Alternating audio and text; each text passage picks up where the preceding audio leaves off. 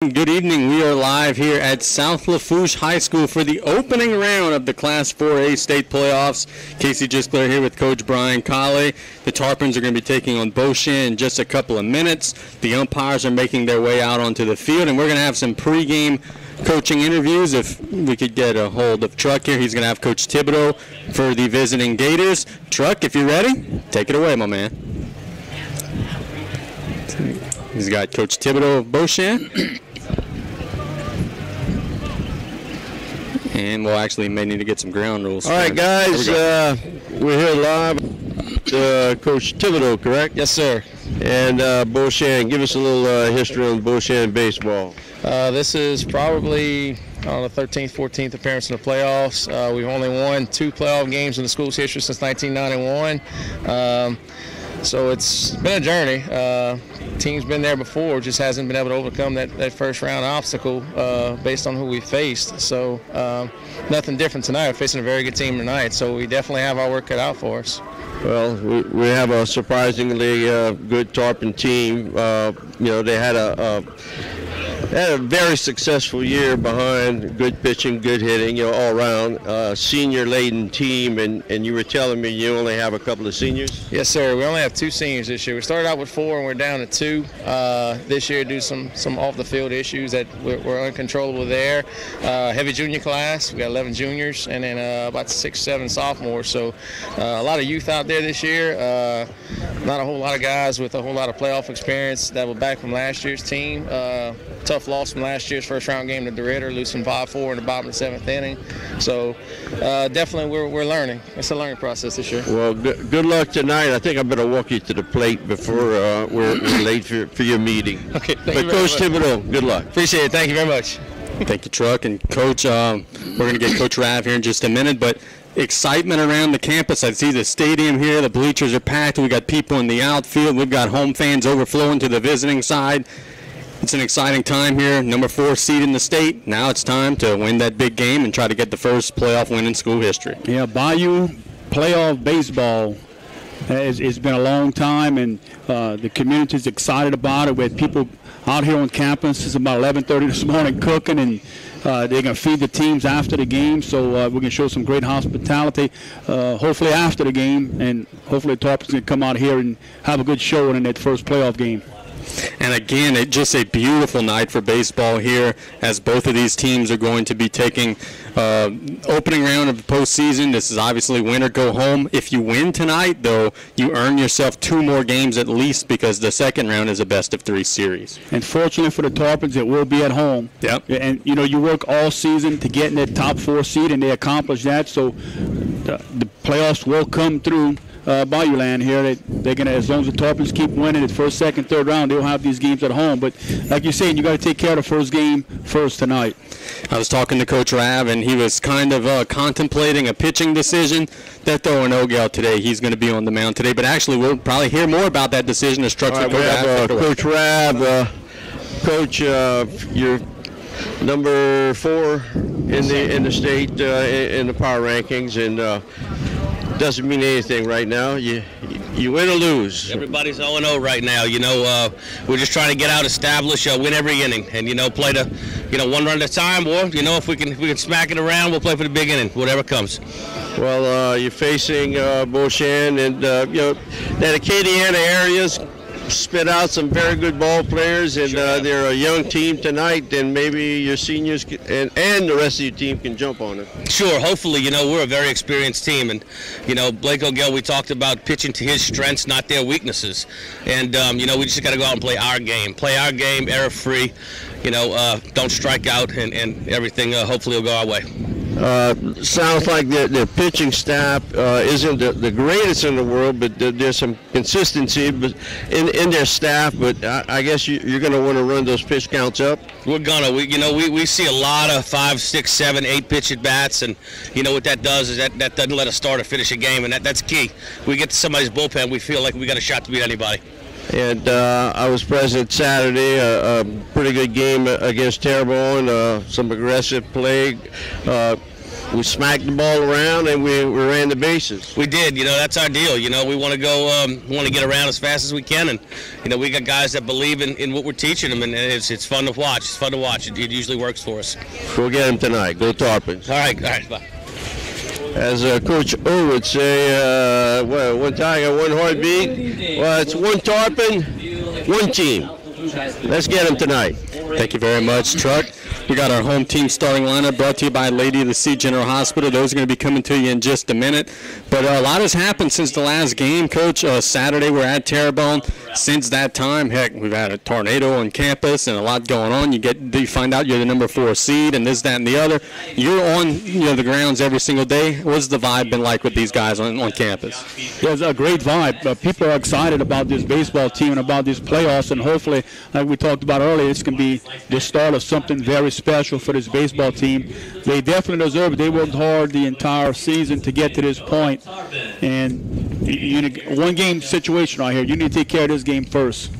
Correct me if I'm wrong, as the young man throws out the first pitch. That was a beauty. Correct me if I'm wrong. There's no way for the Tarpons to be on the road in the playoffs until the state tournament, right? Because I think the higher seed hosts no matter what in baseball. Am I correct? That's correct. So the Tarpons are either going to win or lose here on their home field. They're not going to be having to travel. That's part of the fruits of your labor of the regular season. You're in that top 4 seed, and heck, got a forfeit victory last week, got a win against Terrebonne that actually catapulted them up to that number 4 spot. So they took care of business late in the year to get to this point. And if you looked at the power rankings, just this last week, we were 4 or 5. We were going flip-flopping back and forth. It seemed like 2 or 3 times a day its power rankings would come out, and it worked out for the Tarpons that they got that 4th seed with these guarantees.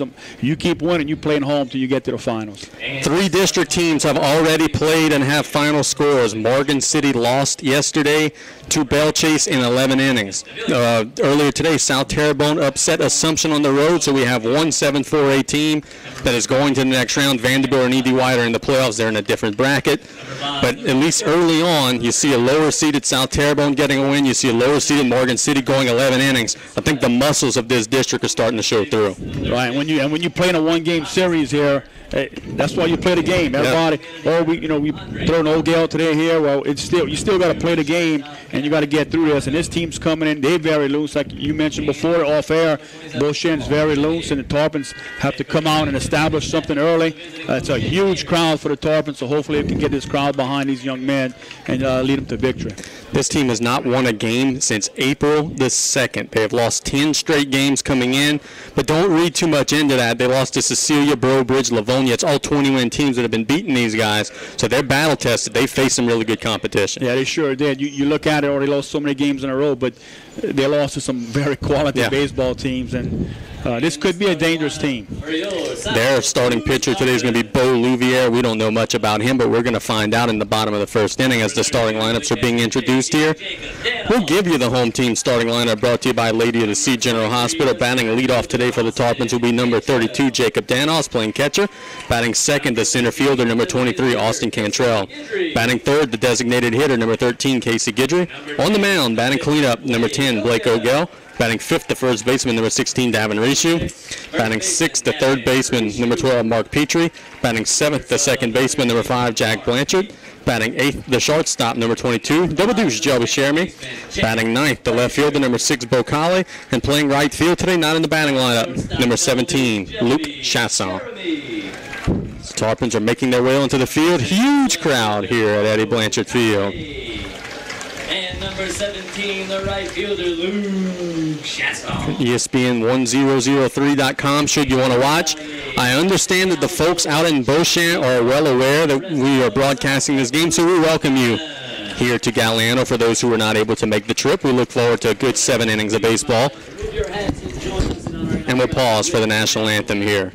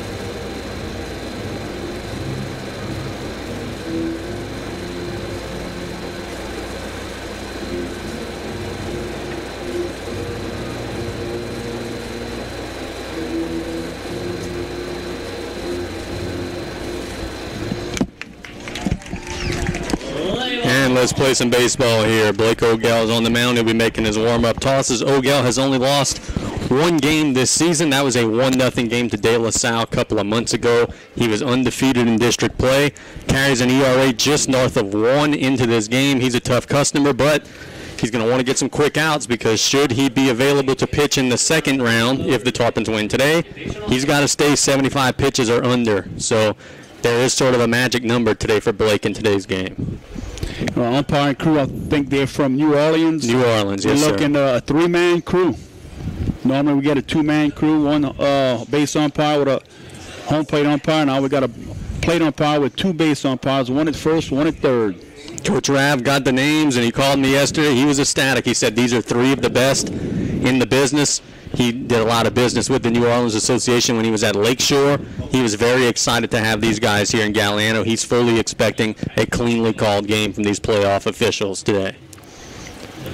It's going to be Cole Savoie, Justin DeVilliers, and Beau Louvier in the top of the first for Beau Chene. And before we get started, Casey, we have to thank Mr. Mark Petrie and his family Absolutely, for providing us with these playoff shirts.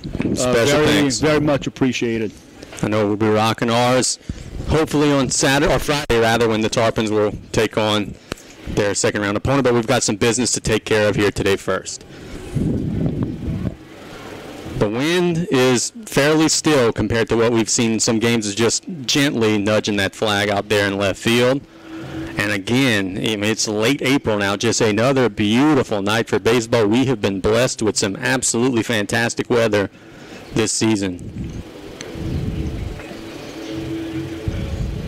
Well, you can just smell the food. We had our share of it. Forrest Carley cooking on the left field line, Jimmy Shelby on the right field line.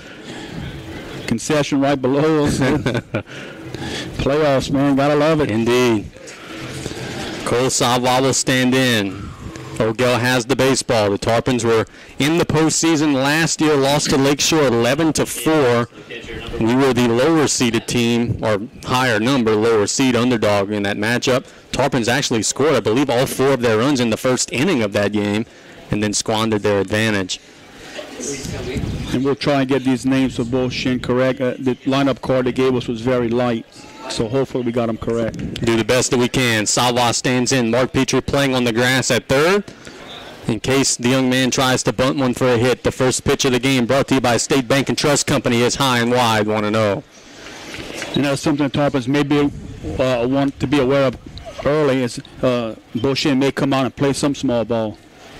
They haven't scored much later in the season. The 1-0 pitch chopped down the third base line. Ogell fields, throws to first, and he's in there. It's an infield single. The Tarpons defended it beautifully, but the young man legged it out for a hit. That could not have been rolled out there better. That was just a little bit lucky there for Beau Chene.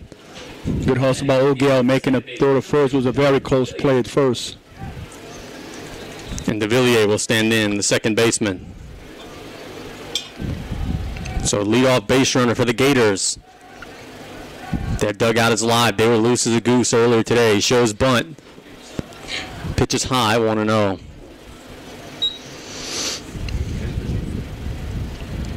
Coach Thibodeau is saying they've only won 2 playoff games in school history, but we did not have one yet. We'd like to get one today.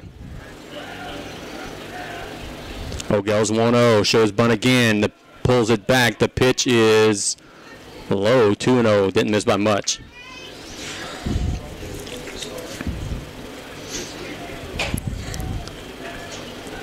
See now, he's ahead in the count. Will he keep the bunt on here? He gets it down, and it's bunted down the first base line. Rishu gets it to Blanchard, 1 away. Sacrifice bunt. Now Beau Louvier will stand in, the pitcher, trying to get himself an early run. Batting for the Gators, the pitcher, number 1, Beau Louvier. So the Gators trying to play for 1 here early. Not a bad idea off of a pitcher who doesn't allow many.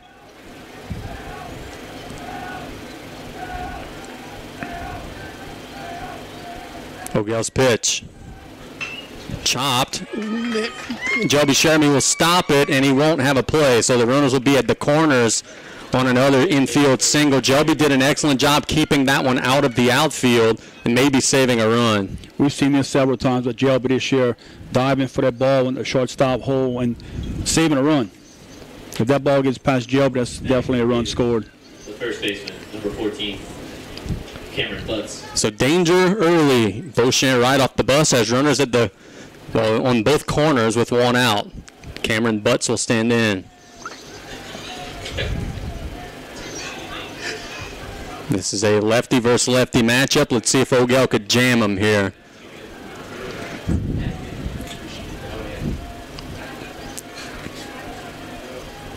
Stretch and the pitch. That's a strike. It's 0-1.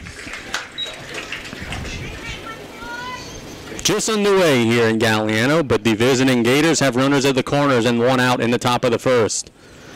Cameron Butts at the plate, the cleanup hitter. This is the guy they want at the plate. The 0-1. Swing and a miss. He had him fooled there. He was on his heels. Beautiful pitch. And now Ogel is going to look for his best Sunday afternoon strikeout pitch here, but a strikeout would do wonders for these Tarps.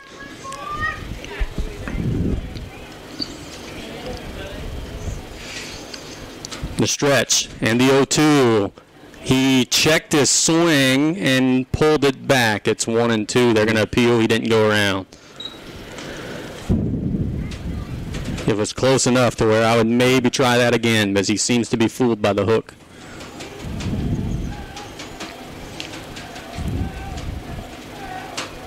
And now the 1-2, the runner goes. It's a curveball chopped to the third baseman, Petrie. He's coming home, and he's out. Dead to rights, 2 away. Coach Rav out of the dugout in a fury as the Tarpons chop off the lead runner at the plate, 2 away. Excellent defense there. 2 outs. Coach Rav doesn't want his team to be lackadaisical. He's showing some life there early. Sorry, partner. No, Gators come with a hit and run. Fortunately for the Tarpons, right at Mark Petrie made the smart play coming home and JD making a tag. Braden Rodriguez, the right fielder, standing in. Runners now at first and second, but there are 2 outs in the inning. The pitch. That's a strike 0-1 right down Main Street. Of course, this is Blake's first ever playoff appearance because he was injured last year. He didn't play in that game against Lakeshore.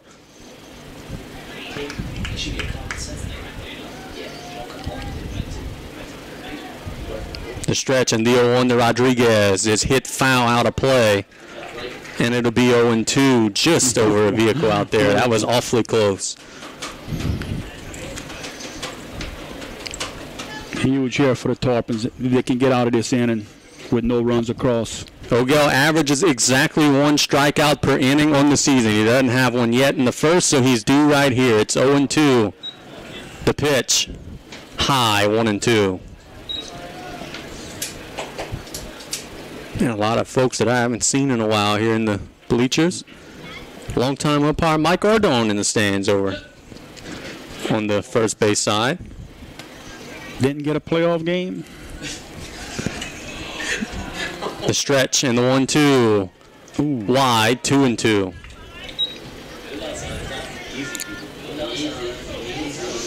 Crowd was waiting to erupt, but that one was well off the plate. We have another chance here.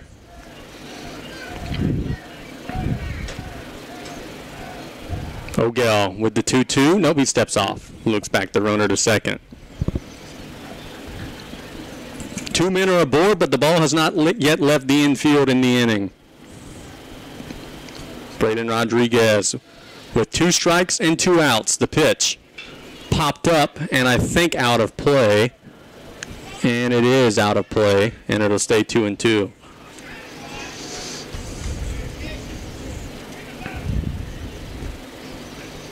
You've been a team that's been seated up in the upper 20s. Boy, what would a first inning run mean here for the Gators kind of ease into this game? Well, it was like when we played at Shreveport, we ended the first quarter, winning the game. It's huge. Gives you hope. The 2-2 pitch. Breaking pitch high, and now everybody's going to be moving because it's now a full count. Unfortunately for us, our hope went quick when we started making a few three-pointers on us. But you're right, it can give them momentum going into the rest of this game.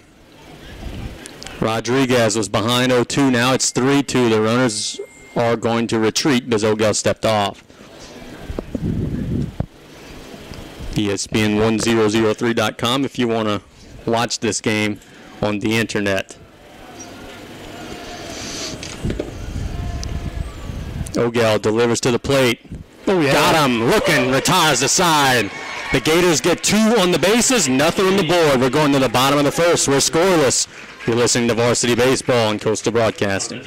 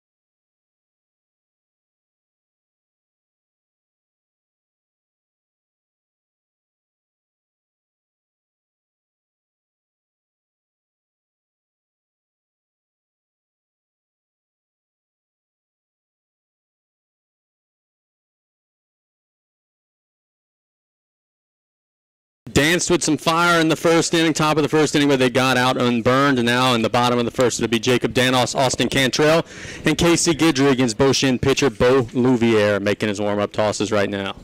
Not the exact start the Tarpons wanted, but they came back, they battled back, and definitely got the finish to that top half of that first inning like they wanted. And that's huge for the Tarpons, not giving up any runs, because Beau could have gotten a little confidence getting a couple of runs in that first. But great job by O'Gell and the rest of the Tarpons. Now, Jacob Danos will stand in. This, of course, the top of this order has been just lethal this year. Number 32. Heck, there are still people filing into the park here. Can only imagine if the Tarpons take care of business today, boy, we could get a weekend crowd in here on Friday and Saturday. It could be packed. Pitch from Louvier nearly hits Danos. It's high 1-0. Well, it's the field of dreams. You build it, they will come. Yep. You win, they will come. Yeah, that's usually how it works. Best fans around. They will travel far distances. Pitch from Louvier is a strike. A little late movement there. That was a good pitch, 1-1. Unfortunately for Tarpons, we don't have to travel That's until right. hopefully the end. We're familiar with the Lake Charles area. The 1-1 is low, 2-1. We've gotten in some mischief in the Lake Charles area before. Not actual mischief for anybody listening. Well, we know where to eat, where to smell. Right. The 2-1 pitch.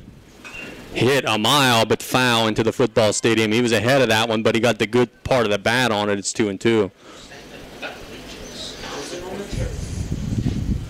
There's actually someone out there watching the ball game next to where the ball was hit. The 2-2 is high, and it's full, 3-2. So Danos has worked it full. And the pitch. Hit in the air to right center field. The right fielder is under it, and he battles the sun and makes the play for the out, one away. Do we have an administrator here? And Austin Cantrell will stand in. A comp. They got to get out. Austin, as we've chronicled here on these broadcasts, has started the season slow, but really picked it up and has roared in district play. The center fielder, number 23, Austin Cantrell. And now his playoff at bat begins with a breaking pitch that is low, 1-0. On deck is one of the hotter hitters in the state right now, Mr. Casey Guidry. He has been blazing. The 1-0 pitch nearly hits Austin, 2-0. It started for Casey in that series against South Terrebonne, and he's never extinguished the flames since. He had another big game against Terrebonne on Saturday. 2-0 to Austin is low, 3-0. Cantrell will likely be seeing a pitch here. You hear that, Casey? I don't. Oh, come on now. The pitch is a strike. It's 3-1. I'm thinking that you're telling me you got a problem with your headset, and you guys making a joke about a doggone bee. You kidding me? The 3-1 pitch to Austin. He walked him, so Cantrell will represent the first base runner of the game for the Tarpons. That was a farce, Collie. I thought he was looking for Bumblebee earlier. For our folks in the Lafayette area watching this game, Cantrell just took first, and he runs really well. He may be active on the bases in this at-bat. The pitch to Guidry is a strike. It got by the catcher a little bit, but not enough for anybody to advance. It's 0-1.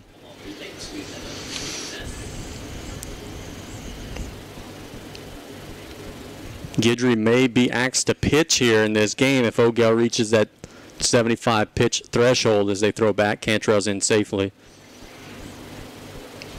You ask why 75 pitches. Well, that's the amount he needs to stay under to be eligible to pitch this weekend in the second round should the Tarpons advance there. But we'll see how the game plays out first. The 0-1, the runner goes. It's a curveball. The pitch is a strike, and Cantrell stole second base. So the Tarpons will have a runner in scoring position on the stolen base. Austin showed some speed getting down to second base. Yeah, he did. It wasn't a bad throw. The Gators didn't execute it very well, but Austin takes the bag. And Coach Rives is going to stay aggressive on the base path, trying to get that run across. The stretch. And the 0-2 to Casey is way high, nearly by the catcher. It's 1-2. Ogell on deck for the Tarps. Hungry for a first inning run. Beau had a chance in the top of the first, couldn't convert.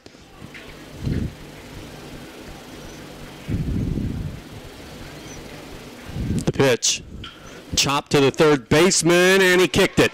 Cantrell's going to take third. Guidry's going to be safe at first. The Tarpons will have runners at the corners with one away. It was in between hops, and the third baseman, Laverne, just couldn't field it. And the shortstop ended up coming cover third base. He could have almost had him play at third. Decided to go to first, but Casey beat it out easily. I'm sure now Ogell is just salivating because he's got a chance to help himself out. A golden RBI opportunity. Ground ball to the right side, scores a run. A fly ball to the outfield, scores a run. The first pitch is a strike. It's 0-1. Nice looking pitch by Louvier in that outside corner. Louvier's kind of a wiry guy, not very thick, but he's got some good late break on that pitch. The 0-1 way wide. The runner goes. They're going to bluff a throw. Now the Tarpons have two in scoring position. It may have been a hit and run, but that ball was so far outside the strike zone, Blake just decided to let the ball go. Yep, the catcher can't throw you out if he can't catch the ball clean. Louvier now will go into the windup with runners at second and third. The pitch to Ogell. Curveball high, 2-1. Coach Raff called it in his pregame coaches interview, hey, we're going to make the Beau pitchers work, and right now they're all seeing some long at-bats. It's been a trademark this season. The 2-1 hit on a rope. That is going to be a base hit. One run will score. Guidry being waved around. He will also score. It's 2-0 Tarpons on a 2 RBI base hit by Blake Ogell. That was just off the tip of the glove of the second baseman, DeVilliers. He nearly caught that one. Yeah, he made one heck of an attempt to catch that ball. We couldn't. His back was towards us for a second. We didn't know if he had it or not. He would have had a double play had he caught it because Guidry was on his horse. Courtesy running for the Tarpons, number 54, Jake Galsor. Jake Galsor will run for the pitcher, Ogell, and boy, that's just what you want to do early as a lower seeded or a higher seeded team rather. Get 2 early runs in the game. Davin Rishu will stand in. It's the pitch to Davin. Swing and a miss, 0-1. 2-0 on the 2 RBI base hit from Blake Ogell.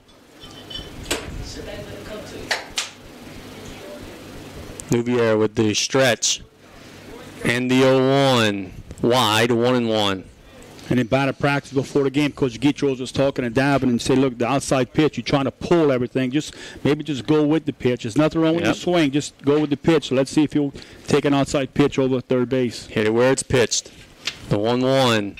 Chopped up the middle. Oh, good play by the shortstop. That'll be a double play. He fielded it, stepped on his bag, and flipped it to first. That'll retire the side. But the Tarpons do get 2 in the inning. We're going to the second inning. It's 2-0 Big Blue. You're listening to Varsity Baseball on KLEB.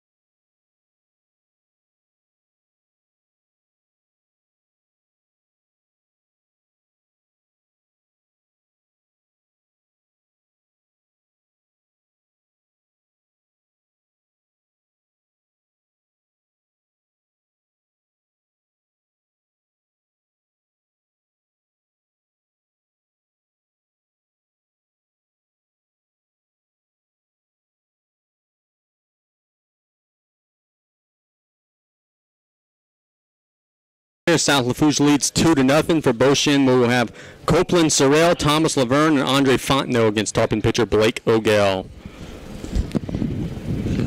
Been saying it all year, when the Tarpons do not strike out at the plate, they can be a dangerous team. Those strikeouts at bottom of the first, we got 2 runs across. And they were working hard at the plate, making some good things happen. Actually, looks like we have an extended break, so we'll thank some of our sponsors. State Representative Jerry Truck Gisler. Catch our game coverage live on ESPN1003.com or on YouTube. Chris Gode Investments. Call the winning team at Chris Gode for all your retirement needs, 632-6049. State Bank and Trust Company, banking you can count on, member FDIC.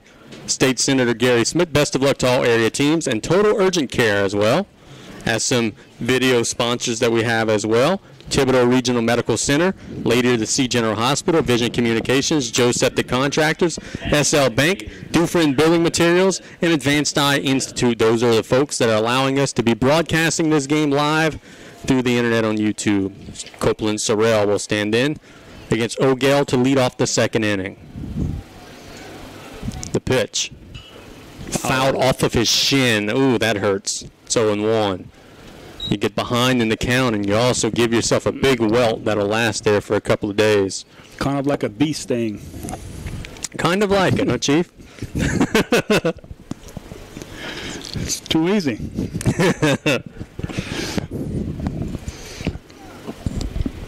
Do you have a count on O'Gell in the first inning? I had him at 16. 16. The 0-1. Hit in the air, foul out of play. It'll be 0-2. Heads up down there.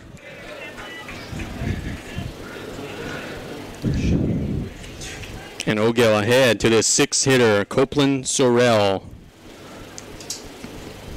Didn't get a strikeout in the first inning, but he's got a chance to get one here. The 0-2 nearly hit him inside, 1-2. He allowed a leadoff base runner in the first inning. Doesn't want to do that again here.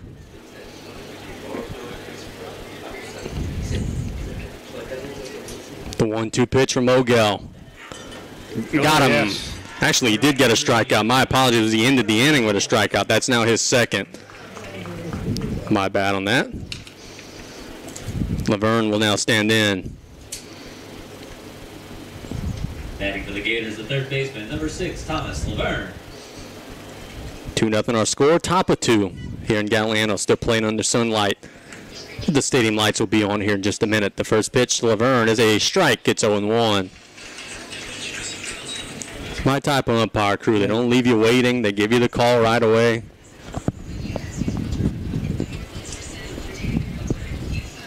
The windup and the 0-1 from Blake. Curveball and a beauty. It's 0-2. That one dropped right in the basket of Danos. And your catcher doesn't even have to move his glove. You're doing something right, and that's exactly what happened there. It's another 0-2 count coming from O'Gell. to Laverne. Just got a piece of it foul.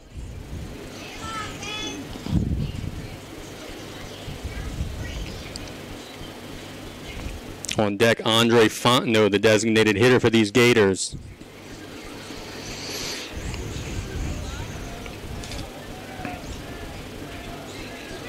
And the 0-2 from Blake. High, 1-2.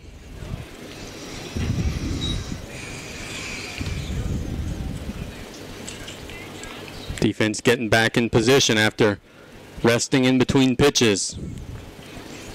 And now the 1-2 curveball that started way outside, came back a little bit, but not much. It's 2-2.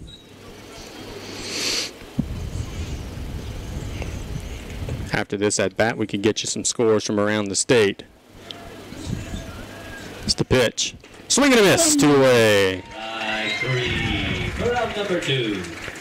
Berwick, the number 4 seed in 3A, beat Peabody 12-0. North DeSoto, the 16 seed, beat Lakeshore, the number 17 seed, 11-1. DeRidder in 4A, the 3 seed, beats Plaquemine 4-0. Let's see if we got any other 4A scores. Well, Coach Forsythe was wondering about this. H.L. Bourgeois upset Acadiana 7-4. The 30 seed beats the 3 as the first pitch to Fontenot as they strike. It's 0-1. 30 seed beats a 3. Congrats to Coach Sullivan out there on that.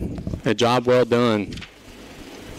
We have a 4A upset to report after this pitch. The windup and the 0-1. Swing and a miss. Number 23, Rain, beats Salmon, number 10, 3-1 in 10 innings. So number 10 seed in 4A is gone. And the 0-2 from O'Gill, high. Joining Assumption, who was also a top 10 seed that got beat by South Terrebonne today. Or maybe they were 11 seeds, something like that. You don't want to look ahead, but let all these top teams keep falling. Yeah, I'm okay with that. Yes. The windup in the 1-2. Chopped to Petrie at third. Got to make a throw. And he does. And it'll retire the side.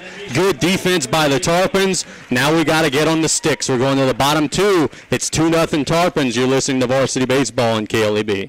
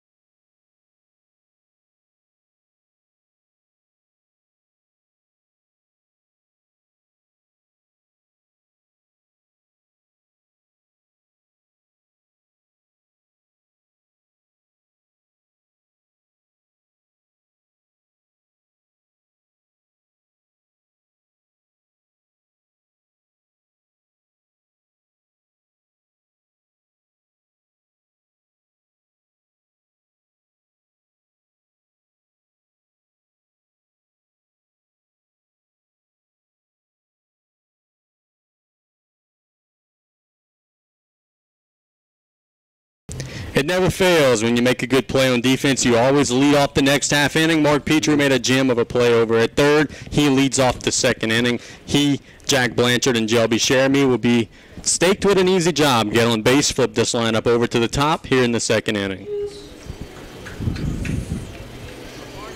Leading off for the Tarpons, the third baseman, number 12, Mark P. Louvier working his second inning on the mound. The pitch. Chopped to the third baseman, gets a bad hop, but he fields it clean, but he throws the first baseman off the bag. Petrie heading to second, no one was covering, and he's in there. So the Tarpons take advantage of an error and then take an extra base. It was a close play over at second, but he did look to beat the tag. Yeah, Laverne had a bad hop at third base. He stayed in front of the ball, but fortunately for the Tarpons, he couldn't finish the play and had a wild throw to first base. And great hustle by Mark Petrie getting down to second base. He never hesitated. He was straight on his horse to second base, and he beat it by a step. The second baseman, number 5, Jack. Now Jack Blanchard with an RBI opportunity, or heck, just a ground ball to the right side, advances the runner. Shows bunt, gets it down. It's a beauty. Third baseman fields clean, gets it to first for the out, but it's a clean sack bunt, and the Tarpons have a runner at third with only one out. Bunt moves the runner over to third. Now with JLB and Beau coming up, we've seen a lot this season. They've been bunting a good bit. They're great bunters. Like to see here, he might go with a safety squeeze here. Chene has seen enough of O'Gale to know that they need to stop the Tarpons from scoring. Their infield is in, as the pitch to Jeremy is a strike. Time is called. And I think they called a balk, and I think the Tarpons just got to run. As Mark Pete's coming touch home plate, I think that he balked him home. So if that's the case, the pitch I think won't count, and it'll be 3-0 our score. So the Tarpons definitely get an extra runner home here. I don't know exactly what the call was. Chene's assistant coach is not very happy. He's pacing up and down the dugout, in front of the dugout. And he's also a dead clone for Elliot Guidry. Are you kidding me? Goodness. Maybe he just wore a Chene shirt to school today. Time is called. They're going to go talk to the pitcher. I'll be honest, he's working out of the windup. I didn't see it. I don't know if he's maybe telling him not to do something in his delivery. Whatever it is, the coach is instructing his pitcher not to do a certain thing. Maybe he never came fully set. It seems to be a sarcastic coaching moment there for Coach Thibodeau. He didn't seem to like the call very much. But either way, the pitch now won't count, and the runner will come across. And it's 3-0.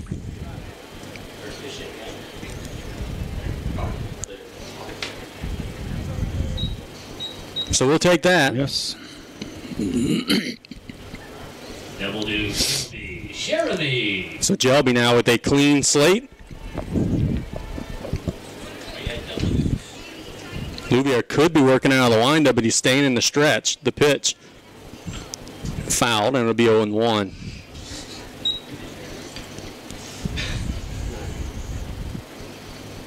Two in the first, one so far here in the second. It's 3-0 our score. Beau Louvier working to Jelby. Jeremy, the 0-1 pitch.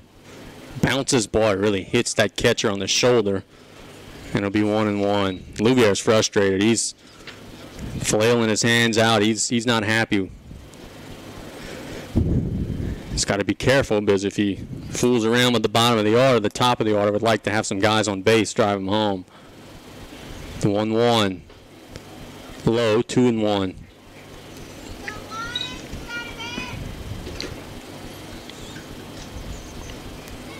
To Jelby Jeremy, one of the lone underclassmen who plays significant time on this team. The 2-1, hit in the air to right center field. The right fielder is under it, and he makes the play for the out, 2-way. Jeremy flies out to right field. 2 outs. I was looking for a Riverdale-Leesville score. The winner of this game plays the winner of that game. I don't have an update just yet, though, as Beau stands in. And he bunts the first pitch down the third base line. They'll make the throw, and he's in there. Beat it by a step, an infield single. Beau bunted that one a little harder than he would have liked to, because it was kind of right to the third baseman, but he's fast enough, it just didn't matter. I mean, the kid's got wheels for days. Gets that speed from his dad. Hustles down that first baseline. I'm not biting on that again this time. Well, that's what Forrest told me, so I believe him. He feeds us enough to where I'll agree with you there. Pitch to Danos. Behind him, man, it doesn't matter, district, non-district, the ball always is veering towards Jacob Danos, about to hit him. Let's see if they have some action with Beau. 2 outs. And they'll throw back to first. He's in there. Man, look at the vehicles out in left field. This is the biggest crowd that we have seen here in this program in a long, long time. And so far, the home crowd has been pleased, because the Tarpons are playing good baseball. Huge lead. And it's high, 2-0. Cantrell is on deck. Louvier trying to wiggle out of a bit of a pickle here. The 2-0 pitch. is inside, 3-0.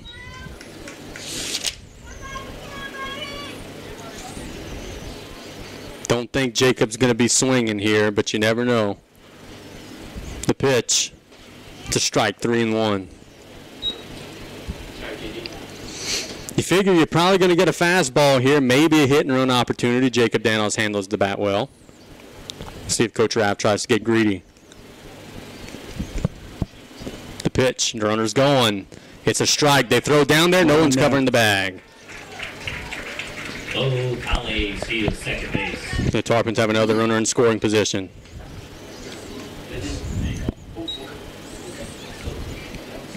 Austin Cantrell on deck can do some damage. JD can get on base. The stretch.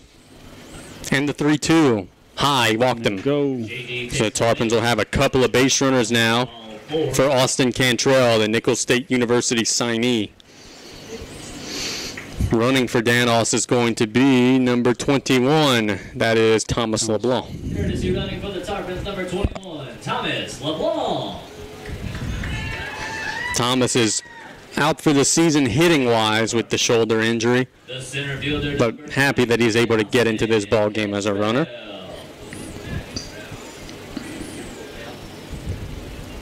And Cantrell with a chance to do big damage here. And the pitch. High, 1-0.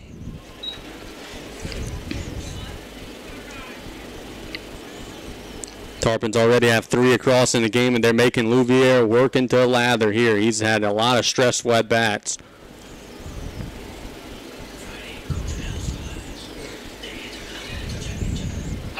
And the 1-0 nearly hits him inside, 2-0. They're not holding Thomas on at first base. If Austin can get a base hit, he may be able to score from first. Yep, he's getting as big of a lead as he wants out there. The 2-0, wide, 3-0. Casey Guidry on deck, he's red hot. Do you give Cantrell the green light here? I probably wouldn't. Louvier's getting a little frustrated on the mound for the Gators. Yeah, since the balk, he's kind of lost his cool a little bit. The 3-0, he walked him. It's by the catcher, but it shouldn't matter because everybody's advancing anyway. Ball 4 and Cantrell takes his base. So you're already up 3, and you've got your slugger, your power hitting designated hitter at the plate with the bases loaded. Boy, this is a big chance here for the Tarps. Tarpons, the designated hitter, number 13, Casey Guidry. Louvier's got to keep his team in the game here.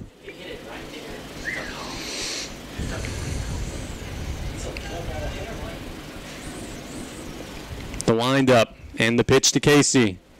Inside, 1-0. I'm not swinging until he throws a strike. He's been missing way wide, inside, everywhere.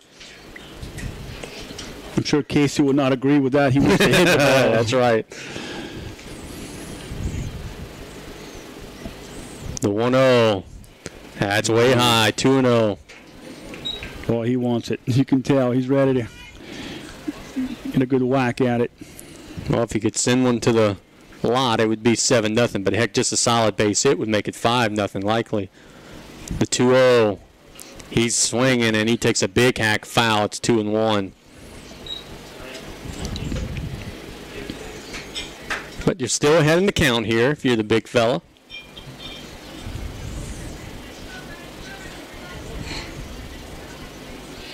The windup, and Louvier's 2-1. Chopped to the third baseman who feels and touches his bag. Good awareness there, but they're going to say it was, well, I thought they were calling it a foul ball, but they're actually going to say it was a fair ball, and that'll retire the side, barring any mind changing here, which it doesn't look like will happen. So we're going to the third. It's 3-0 Tarpons. You're listening to Varsity Baseball on KLEB.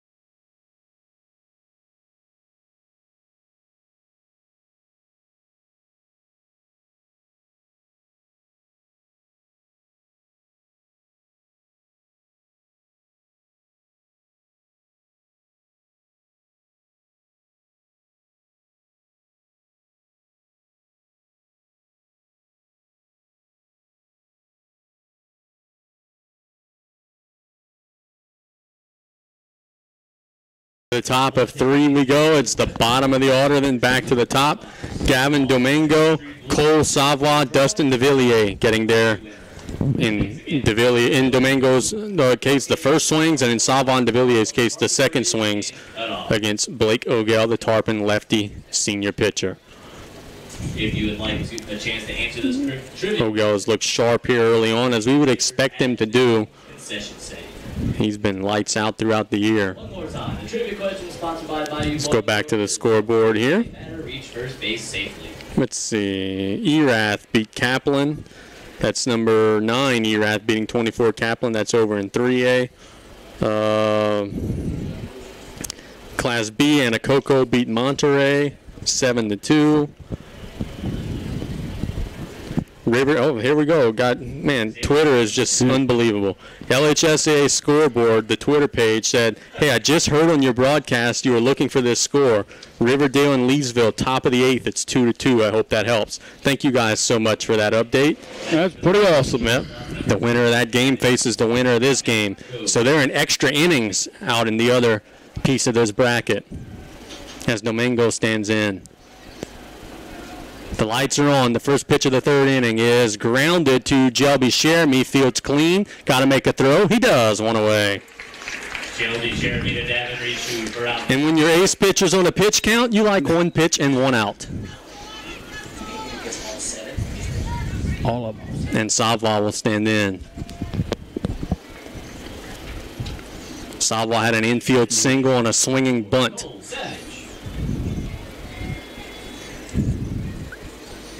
You know what?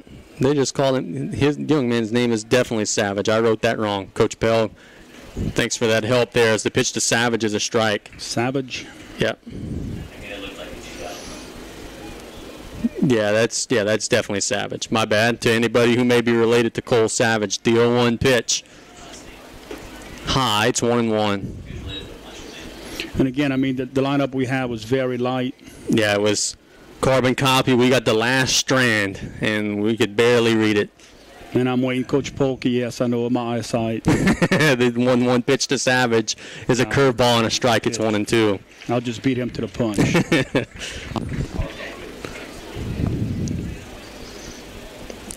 By my math, Ogell has 3 strikeouts in the game. He's looking for number 4 right here. He winds and he delivers to the plate. And it's fisted foul out of play. Heads up down there, and it falls right next to the youngsters playing ball. It's 1-2.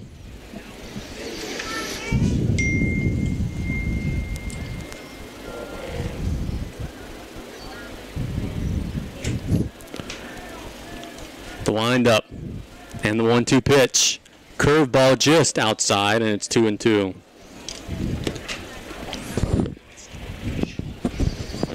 Thanks to Mr. Pokey for that text message there we just got. And it'll be a 2-2 pitch to Savage. Hit in the air a mile to the left side. Jelby calling everybody off. And he makes the play, 2 away. DeVilliers will stand in. 2 up, 2 down here in the 3rd. I had to go back on YouTube and watch that play. Jelby had his glove up to catch like a fly ball. He ended up catching it by the waist. Don't know if that was by design or not. DeVilliers will stand in. The windup in the pitch.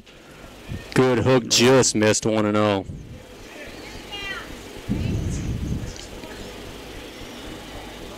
Denham Springs is leading Natchitoches Central 1-0 in the 5th inning. As the 1-0 hit in the air, will it stay in play? Danos is going out there, Rishu's going out there, and it'll drop foul. It'll be 1-1. I'm sure when Coach Rav hears that Salmon score, he's going to have mixed emotions. He has a real good friend that coaches over there, and he'll be sad for him, but glad that you don't have to face him, because he said that God does a heck of a job at Salmon, and definitely don't want to face them in the playoffs. I believe it's Coach Jay Carlin's son-in-law. Look, there was a big upset in 5A yesterday. I'm not going to say the schools because quite frankly, I don't remember what they were. But the 1-1 pitch is hit in the air to left field. Beau will make the play. I'll tell you the story after this commercial break. It's a 1-2-3 inning. The Tarpons lead 3-0. We're going to the bottom of the 3. You're listening to Varsity Baseball on KLEB.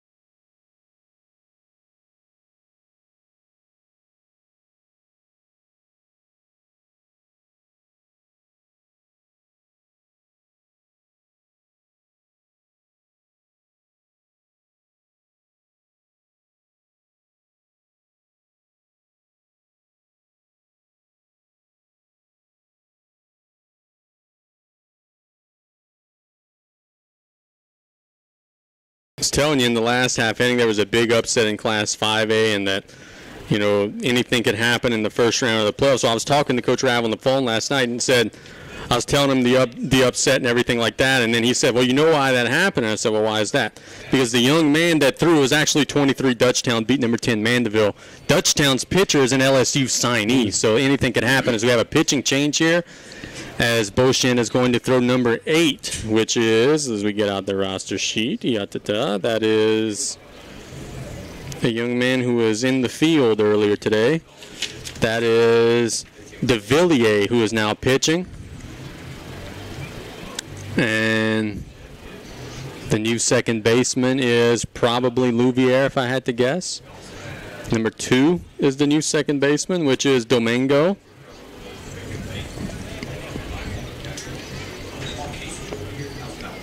All kinds of different changes. We'll get them to you as we figure them out. But DeVilliers is the new pitcher here, as it's 3-0 Tarpons here in the bottom 3. We've got Blake Ogel, Davin Rishu, Mark Petrie batting in our half of the inning.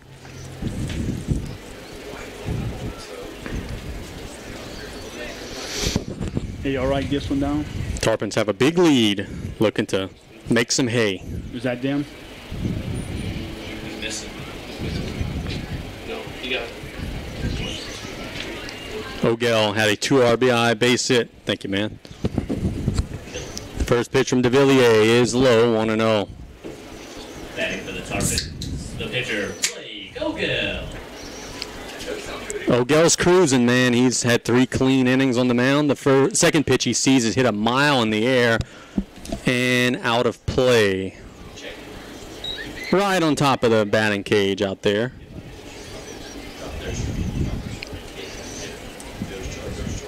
Davin Rishu grounded into a double play his first time up.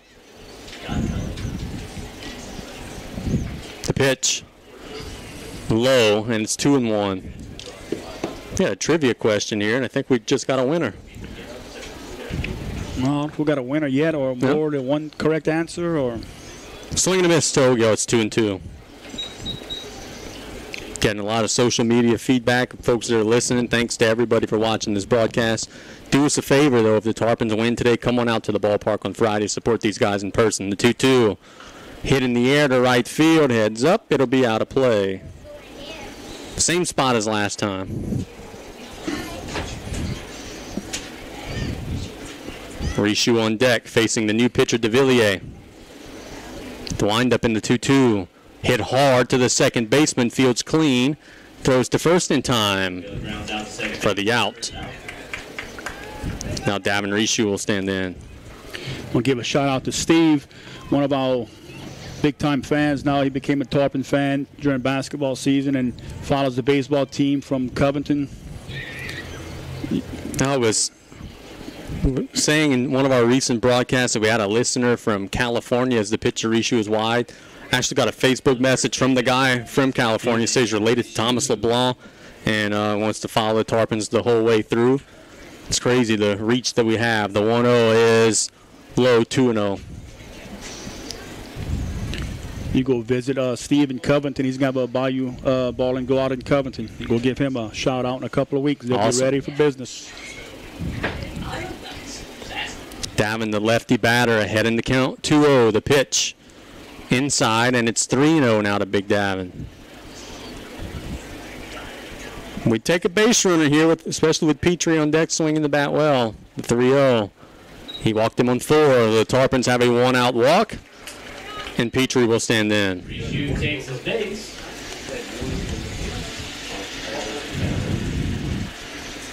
And now Mark.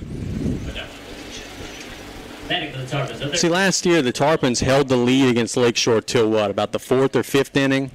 Then it just fell apart. So these guys have played from ahead in a postseason game before. They've just never finished the deal. The pitch to Petrie. Grounded to the second baseman. He goes to the shortstop covering the bag, who goes to first, but it's by the first baseman. Petrie is heading out to second base, and the ball's out of play, so he's there safely. So it's a ground out. Fielder's choice, but Petrie advances to second on the error on the throw. Now again, nice base run. Sorry, nice base run by the Tarpons. Number 5. Petrie hustled down to first base, saw us overthrew our underthrown under the glove, and hustled down to second base. He did the same thing his first at bat. He's aggressive, man. He's hungry. Now Jack stands in, and that pitch hits him right on the back, no doubt about it. Now Shelby Sheremy will stand in with 2 runners aboard. Yeah, Jack took one for the team there. That curveball he saw was coming, not breaking. That was going to hit him. Just turned his shoulder, hit me, jogged on down to first base. Shelby popped out to the right fielder his first time up, and now he has an RBI chance here. Runners will be going on contact with the 2 outs. And he steps off. 3-0 our score, bottom 3, 2 outs in the inning. Shelby Sheremy standing in.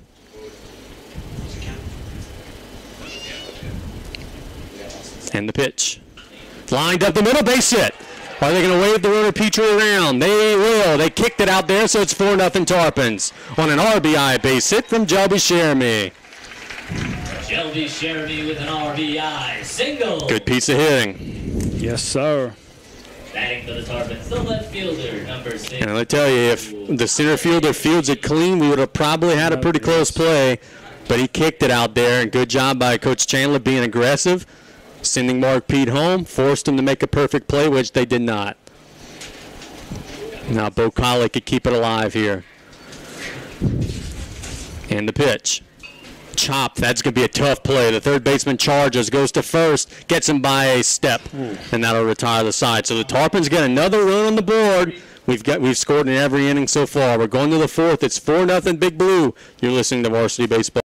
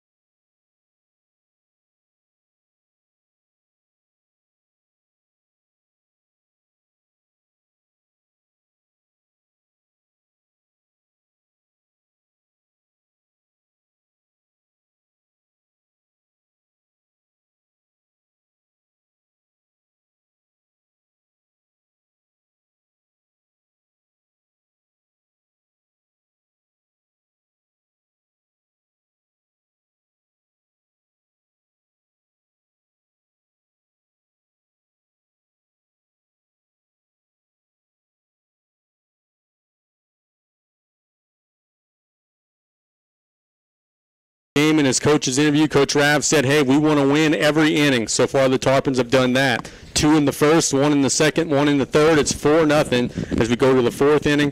Louvier, Butts, and Rodriguez will be facing Blake Ogel on the mound for the Tarps. 4th inning, sponsored by Peak Performance and Joe Septic. Tarpons looking to have a clean half inning, and they'll have the top of the order up in the 4th with a chance to do even more damage.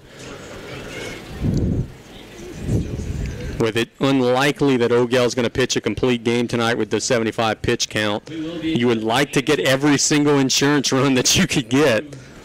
Yeah, I have Ogel about around 39 pitches. And that's nowhere near official, yeah. But it's So in the ballpark. He's getting close. Can we take a text message response for the trivia question? Sure can. We just got one from my buddy Ryan Pete. As Louvier stands in, it was actually the right answer too. I'll send it in between innings. Louvier has a base hit to the shortstop. Lined up and the pitch. Fisted, little cue ball shot. Tarishu steps on first. 1 pitch, 1 out. Started the way we started last inning. 1 pitch, 1 out. Yep. And look, this Gator team really hadn't had very many hard hit balls. Even the first inning when they had some pressure on the Tarps, it was infield singles, and they haven't really driven a ball into the outfield yet today. As Butt stands in, he grounded out his first time up. That was the play where Petrie fielded it and flipped it home. The pitch is a strike. It's 0-1. I surely hope the listeners did not pick up Coach Pell PA announcement off air, right? The windup in the 0-1. Wide, 1-1. Looks like some Beau students out there, first base side.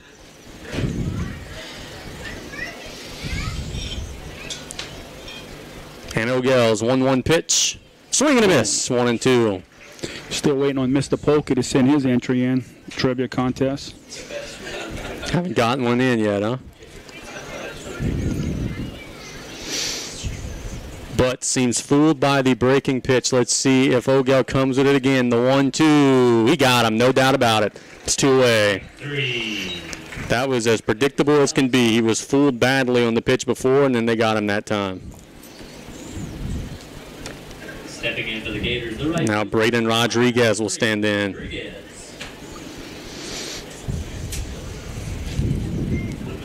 Looking at the sheet, O'Gell, since that first inning, has not allowed a base runner as the pitch. Curveball wide, 1-0. I didn't want to say it, but he has a streak going of Yeah, he does. retired batters. Surely means Rodriguez will hit a home run here.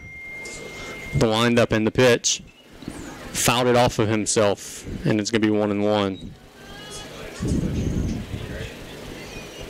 That hurts, man. Fouling that ball off your leg like that, I don't know how those guys do that. I'd be out for a month. I would agree with you. You were out for a month, yeah, exactly.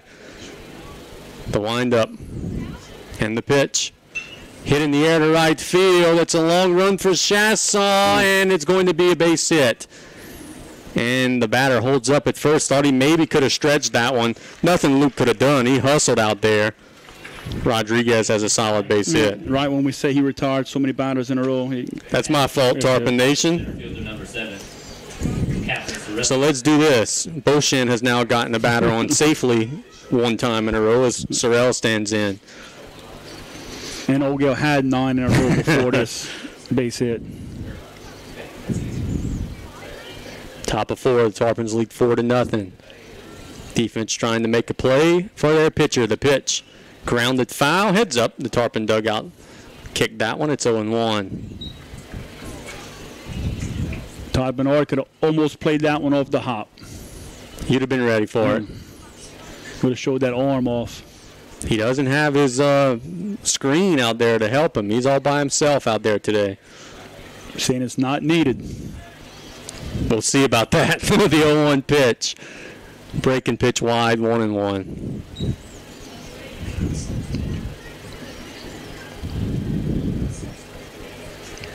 O'Gell trying to get the third batter out of this 4th inning. He's pitched a beauty so far. Quite frankly, we would expect nothing less. The young man's been brilliant all season. He throws back to first, the runner's safe.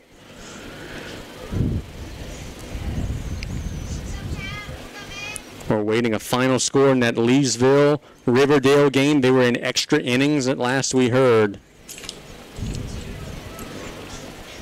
The 1-1. He went around. It's 1-2.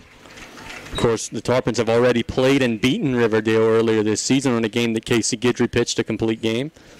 Well, no, it was not a complete game. He pitched 6 innings. I apologize.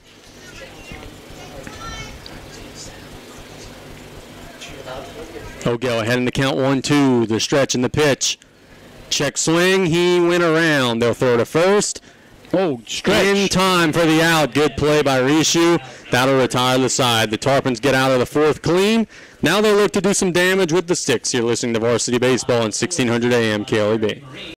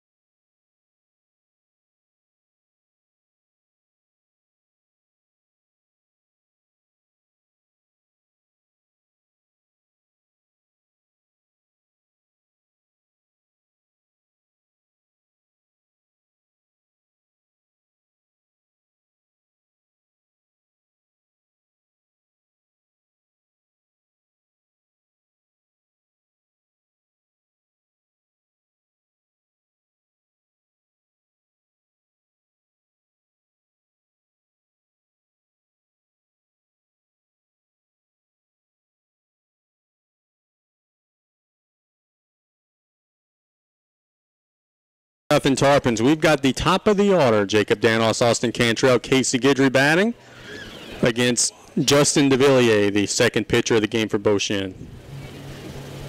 Leading out for the Tarpons. Good game so far. 32, J.D. Jacob. And the Tarpons looking to add some insurance. J.D. walked his last time up. That was in the second inning.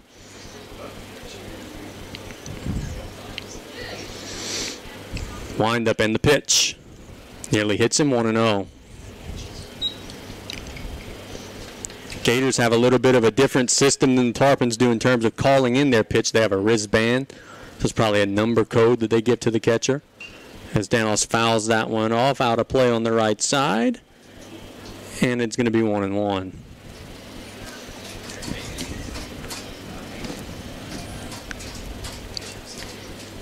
The windup and the 1-1. Grounded to the shortstop, charges it, gets a good hop, throws to first, gets him by a step, one away. Now Cantrell. Cantrell has not had an official at bat in these playoffs, but he's walked twice in the game. Yeah, nice play by the shortstop for the Gators. Came up, charged the ball, made a good throw to first base. Also nice hustle by Danos getting on the first baseline. That shortstop is Beau, who's the first pitcher on record for the Gators today.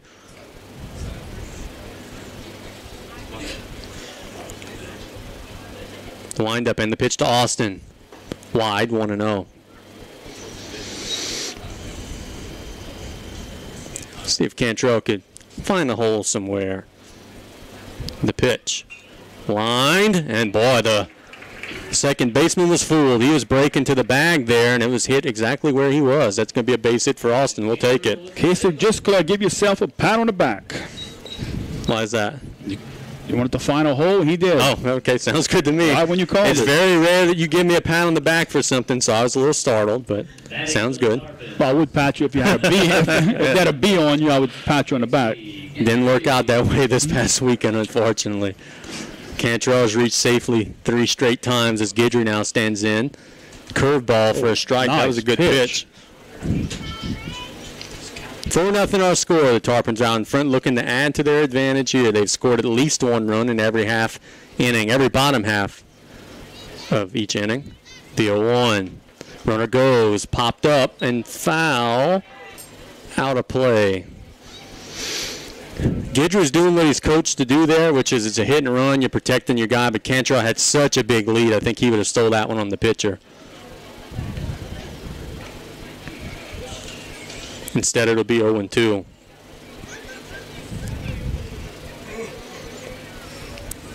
A lot of room out there in right field should Guidry work the opposite field. The 0-2.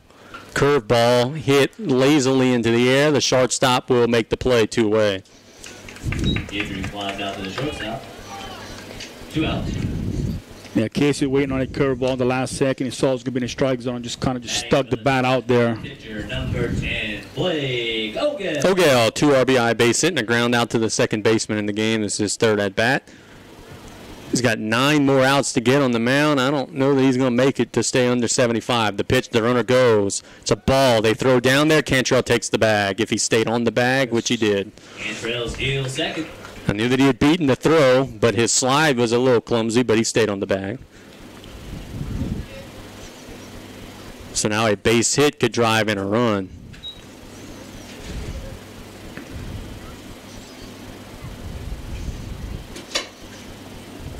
The 1-0 to Blake. Hit foul into the currently being renovated football facility. Field turf is on the way.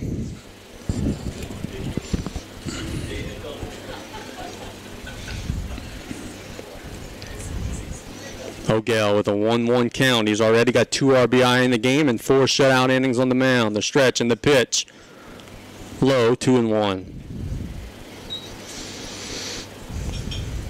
Wind picking up just a tad. Yes, it is.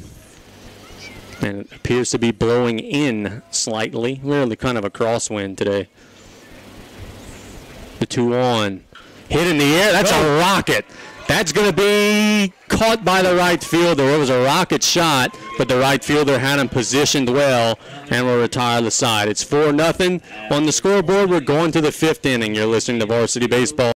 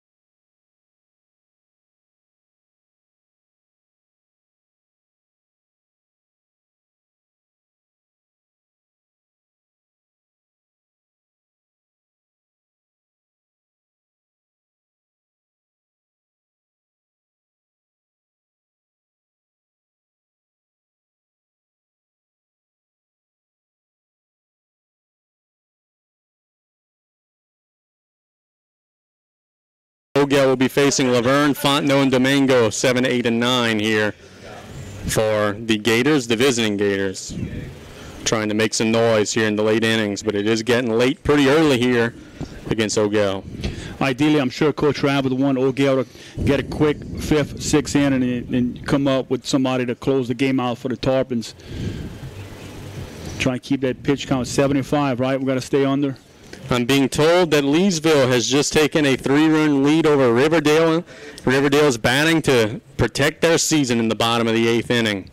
And that would be an upset? Yeah, it would be an upset.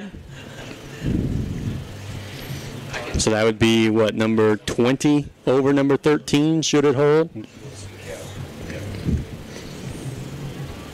Laverne will be standing in here momentarily. You have just one more half inning to submit your answers for all the same ways. Ogell looks sharp even in his warm-up throws. Not a lot of pitches outside of the strike zone. Bayou Boil and Go Seafood.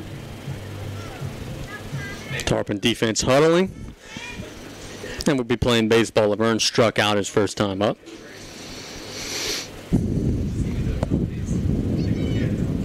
Leading off And here we go. third baseman number 6, Thomas Laverne. We'll give you an update on that Leesville score should it go final here. Here it's 4-0 Tarps in the top of the 5th. The wind-up. And the first pitch of the 5th inning is hit in the air to right center field. Chasson's got a long way to go. That is over everyone's head at the base of the fence. So that's a leadoff double for the Gators, and it was nearly a leadoff home run.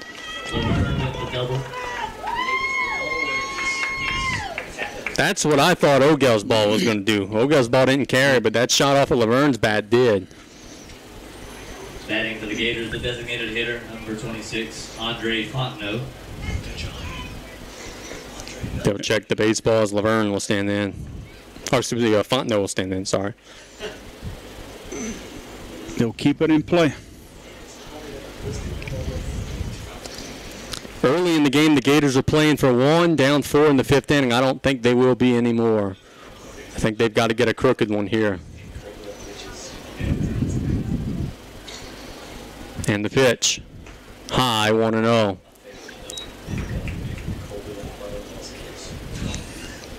Domingo is on deck for the Beau Gators.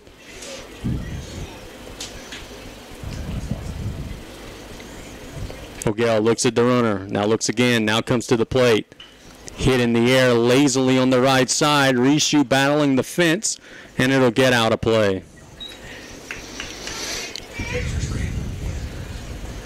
The way the press box is positioned here, anything to the right side, I have a tough time seeing. I didn't know if he had room or not, but it actually went foul by a good bit.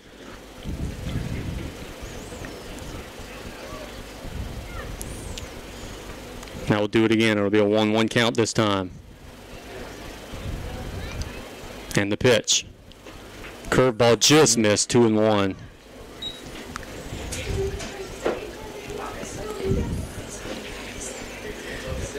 Gators with their best scoring chance since the first inning here. Leadoff double by Laverne. He's standing over at second base. The 2-1. Foul out of play, 2-2.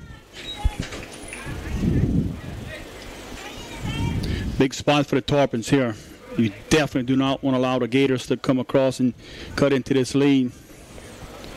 We would like an unproductive out, which would mean an out where the runner at second doesn't advance. Looks at the runner, the 2-2. Got him. Got him looking. Curveball just scraped the outside black, and there's one away. And that, my friends, would be an unproductive out. Domingo now will stand in. Just never ceases to amaze you, man. Just when you think he's up against the ropes, he comes with something that you haven't seen before. Just the poise he shows out on the mound is just unreal. Runner taking his lead at second again. There's now 1 out in the inning. The pitch to Domingo is lined foul out of play on the right side. It's 0-1. On deck is Savage, the leadoff hitter for the Gators.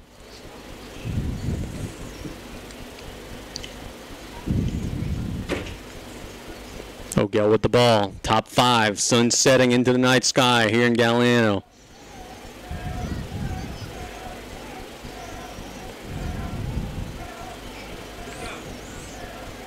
The stretch. And the 0-1. That's a strike on the outside corner. It's 0-2. The thing that makes Blake such an effective pitcher is he can locate all of his pitches on every part of the plate. There was the fastball on the outside. Now he's liable to come with a curveball in the inside corner. He's got a little bit of it all. The 0-2 is fisted, but right into the glove of Rishu. He's going to second, and they'll throw it away, but no one will be able to advance. Tried for the double play, but it was a good play by Rishu to get the out. 2 outs. Tarpon fielders have to be real careful do not start throwing the ball around, allowing some cheap runs to come across for the Gators. Batting for the Gators. There, Beau Conley was Johnny on the spot, backing up that play as he's coached to do. Savage will stand in. 5th inning, they've got 7 outs to go. They've got the top of the order guy up with a runner in scoring position. Big spot in the game should the Gators make a rally. The pitch is grounded, and Jelby Sheremy will field it, keep it out of the outfield. They throw behind him and got him. They'll get the runner at second. That's a heads-up defensive play by Jelby. It retires the side. The Tarpons defense picks up their pitcher there. We're going to the bottom 5. It's 4-0 Big Blue on KLEB. What a play.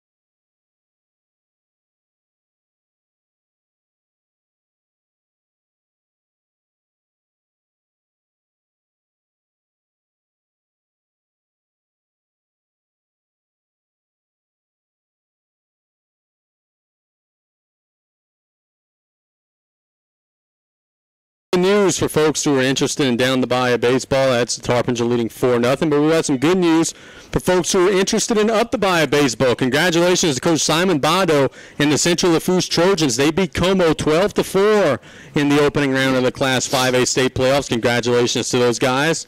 Moving on, they're going to be taking on the number 1 seed in the second round, best of 3 series. As James Ellsworth once said, any man with 2 hands has a fighting chance. The Trojans are going to give them hell, I'm sure. Davin Rishu, Mark Petrie, and Jack Blanchard will stand in. It's crazy to explain what happened at the end of the top of the 5th. The base runner on second was kind of frozen in between second and third. Didn't know if the ball was going to get through or not. Jelby made just a diving play, beautiful play, and was heads up enough to throw it back behind the runner over at second. Got him easily, quite frankly. And Beauchamp just ran themselves out of an inning. 2 super plays by Jelby this game. First inning diving, keeping the ball on the infield, stopping a run for the Gators from scoring, and this heads-up play right here, coming up with the ball and have enough sense, looking at his surroundings and going back to second to get that 3rd out of the inning. Huge play. Davin Rishu will stand in. 26, Davin Rishu. Feast or famine for Davin. Ground into double play and a walk. The first pitch he sees is swinging a miss. It's 0-1.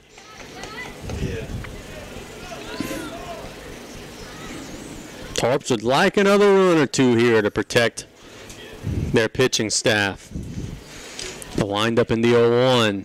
Swing and a miss, 0-2. Rishu swinging awfully hard. Maybe just take a little off of that swing there, buddy.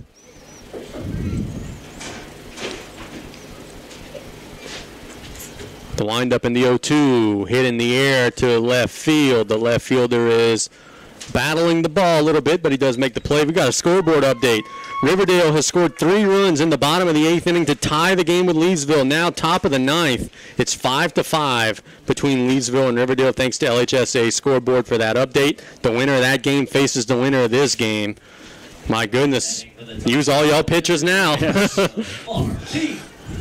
Mark Pete will stand in. First pitch he sees is low, 1-0. But, man, that's 4 or 5 scores that we've given the people that extra inning games and that do-or-die game, man. Everybody's leaving it all out on the field. Pitch to Petrie is low, 2-0. Mark has reached on an error and had a fielder's choice ground out, the 2-0.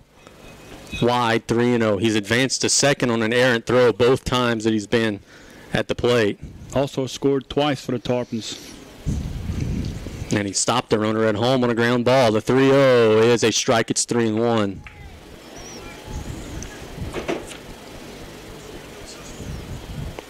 Probably still taking unless if it's a really juicy pitch. The 3-1. He walked him, so Petrie will take his base. And now Jack Blanchard, sack bunt, hit by a pitch. Jack getting his signs from Coach Guitros over at third base. Batting for the Tarpons, the second baseman, number 5. Let's see if Coach Rab's going to stay aggressive here. Pitch is wide, 1-0.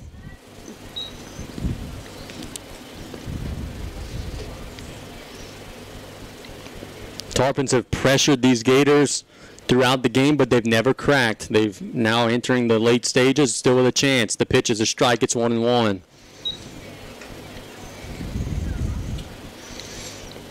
No, they got out of a bases-loaded situation with Guidry at the plate. He could have blown it open, didn't. They throw, and Petrie's back safely.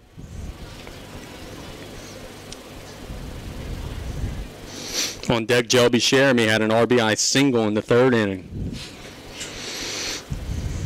The pitch, the runner goes, hit and run, it's fouled away. Petrie had a huge jump at first base.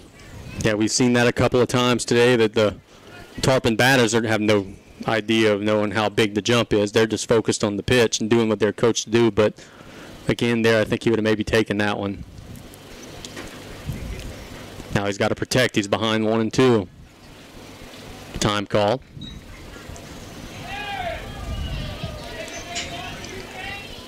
And the umpire telling somebody to chill out. I don't know if he was talking to a fan.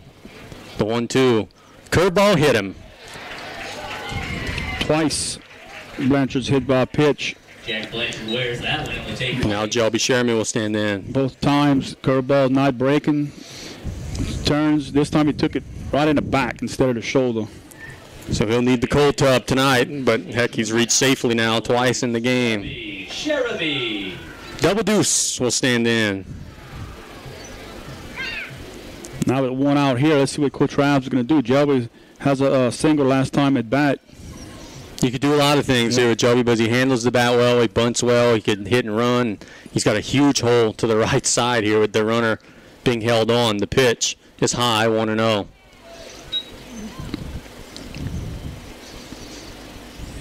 Just a lazy ground ball in between the first and second baseman right now would work for Coach Rab.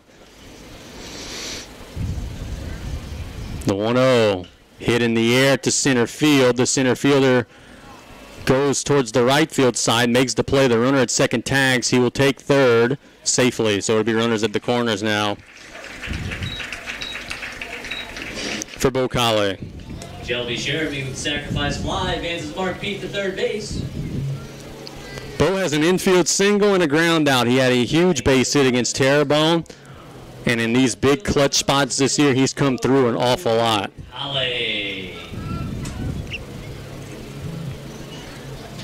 Fifth inning. Beauchene cannot afford to give up much more here. They're already up against it.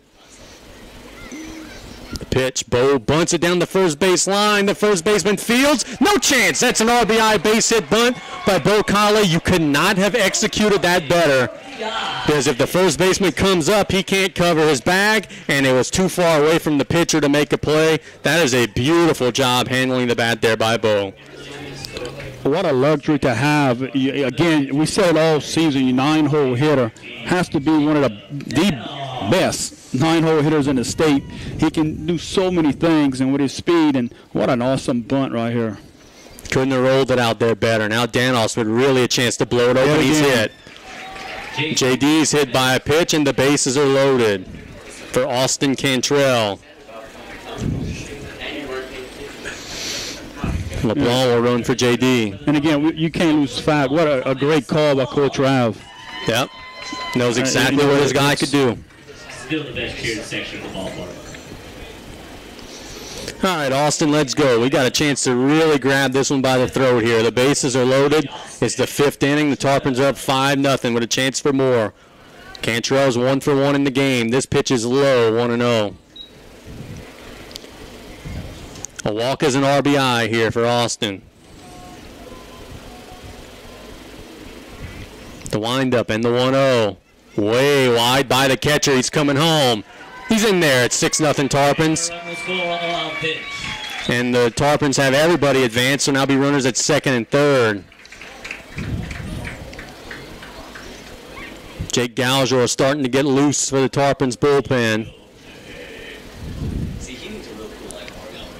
And if the Tarpons score a few more runs, just takes more and more pressure off of their bullpen coming in these last 2 innings of the game. Base hit could make it 8-0. The pitch. If that's a strike, it's 2-1.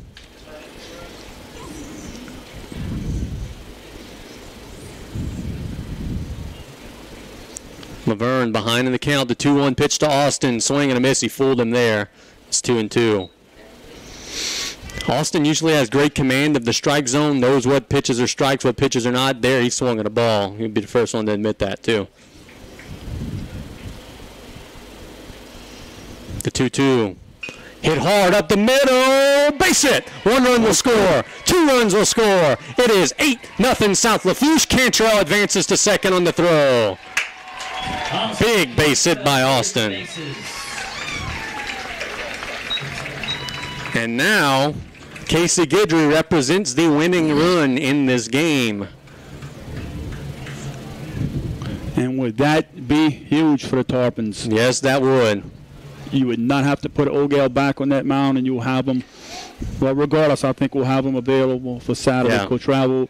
It all depends if we don't get these 2 runs here in the bottom of the 5th, if we will see O'Gale to start the 6th inning, or if we'll come with them for a few pitches in the 6th. Beau makes a pitching change. Let's take a 1-minute break to figure it out. You're listening to Varsity Baseball on KLEB. The Tarpons lead 8-0. Lady of the Sea After Hours Clinic has moved to the new Lady of the Sea Cutoff Clinic, located directly in front of the hospital off Highway 1 in Galliano.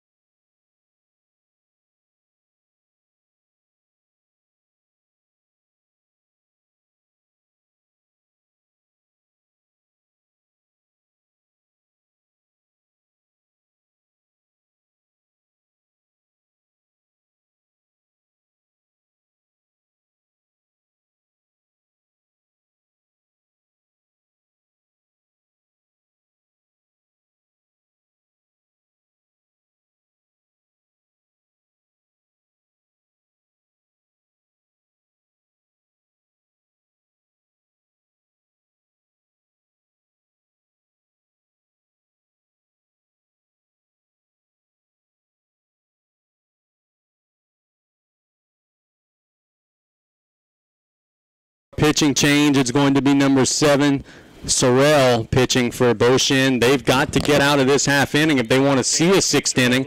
The Tarpons lead 8-0 here after the big 2 RBI base hit from Austin Cantrell. Now Casey Guidry standing in.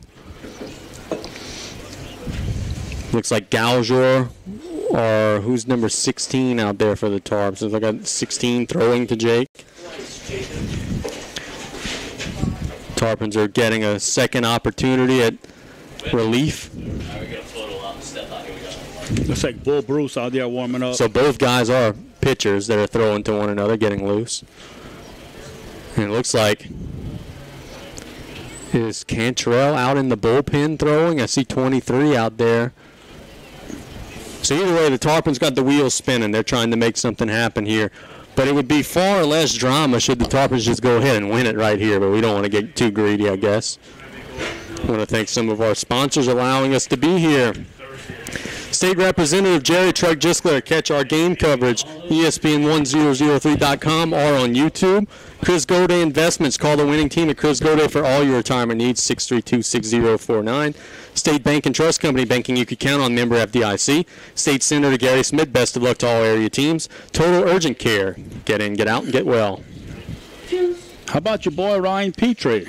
Yeah, winner of the Boil and Go trivia question. 20, Austin Danox. Ryan texted in the right answer and earned himself some crawfish. The designated hitter number 13, Casey Guidry. Guidry standing in. If he parks it, we're going to be walking off and probably throwing a party at that. Park it. The stretch and the pitch is wide, 1-0.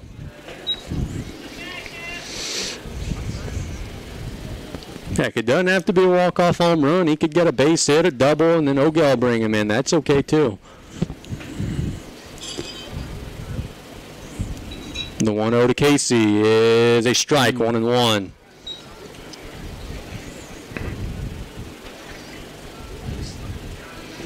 In a day around Louisiana where the higher-seeded team has struggled mightily throughout a lot of brackets, Tarpons are taking care of business here with an 8-0 lead. The pitch to Guidry, wide, 2-1.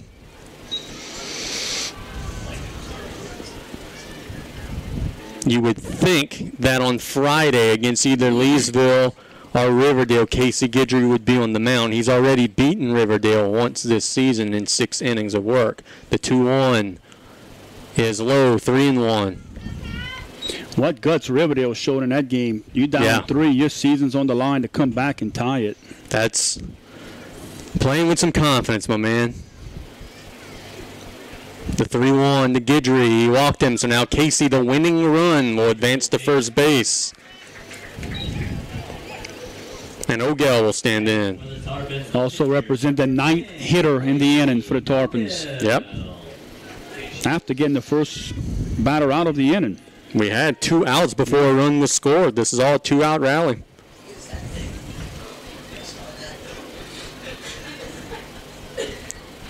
The pitch to Blake is low, 1-0. We've seen this before with Ogel at the plate. Gets the walk. Yeah. Scores a winning run. Will allow the winning run to come in against E.D. White. Yep. He likes these situations both as a hitter and on the mound. The pitch hits him. He's not happy with that, but the bases are now loaded, and a base hit from Davin Rishu could send us packing. Ogel takes his base. Ogel obviously wasn't happy, but heck, I mean, they're not trying to hit the pitcher there. They want to get out of this inning and play a 6th inning. Jake Gauger will be running for him. Gauger.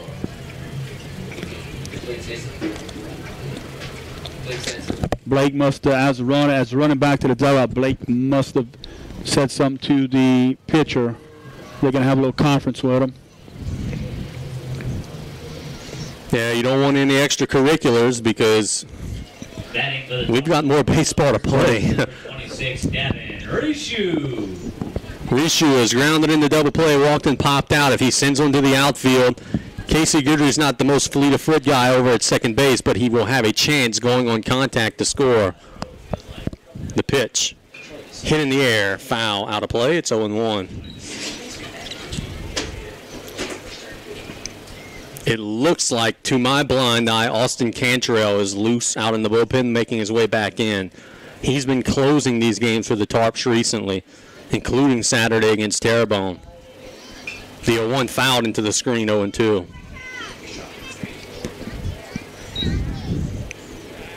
They're playing Rishu Deadpool. He could split the outfielders in left center field and be running until the second round of the playoffs.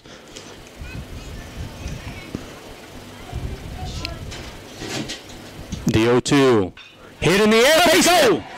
1 run will score. They're waving the second runner around. And the South Lafourche Tarpons, for the first time in school history, have won a postseason baseball game. It's 10-0 on the walk-off 2 RBI base hit from Davin Rishu. They've finally done it. Hey, look, Davin deserves this. He struggled at times during the season with his hitting due to that injury. And we said it before, he was coming back a little bit as that injury was healing up. And look, great job, great piece of hitting. He had that 2 RBI single to make history for the Tarpons. First playoff baseball win. The Tarpons make history tonight. They're going to move on to take on the winner of Riverdale and Leesville. We're going to get Coach Rabb for some commentary, I'm sure. Yes, sir. You know, we scored 6 runs. The truck just gave us the heads up that we will have a post-game interview. 6 runs in the bottom of the 5th inning. And we talked about it during this half inning. What it would make a statement for the Tarpons that where you can save Ogale, don't have to put him back on the mound and save his pitch count. So he will be available on Friday afternoon, Eddie Blanchard Field. We got more baseball. The Tarpons did everything right from the early stages, made plays offensively, defensively. They took care of business, defended their home field, and quite frankly, as we said, made history. Everybody at the park could exhale, got this one out of the way early. It's a 10-0 game after 5 innings. Truck's making his way down to the field. We'll have Coach Rabb in a minute. But again, man, just a total team effort up and down the lineup. Beau had a big hit. Jelby Sheremy, Austin Cantrell, guys all over the lineup made things happen. Right, Coach Rabb's pregame interview with Truck, one of their keys is not to strike out, and guess what? 0 strikeouts at the plate for the Tarpon hitters. We're tough when that happens. We've seen that this year. When we're striking out 7-8 times, we're not nearly as good a team as whenever we're putting the ball in play. I mean, that makes sense, obviously. You keep hitting. They make some plays, but eventually you're going to find the holes in that defense and put pressure on the defense to make these plays. And with the Tarpon speed, a lot of times these simple ground balls, it puts a lot of pressure on these fielders. The Tarpons beat out infield hits. Looking for Truck, trying to see if he's going to go get an interview with Coach Rabb. He's jogging again, my God. Coach Rabb's trying to go out there. I know he's going to want to talk to his team, but I'm going to get some scoreboard updates for you. South Lafourche, as we said, beat Beau 10-0. Truck, whenever you're ready, man, take it away. Truck just clear with Coach Revalier. All right, we're out here with Coach Rabb. Coach, a big one. That's a huge one, man. That's the first playoff win in program history, and I'm just so honored to share it with these guys and in this school and these fans.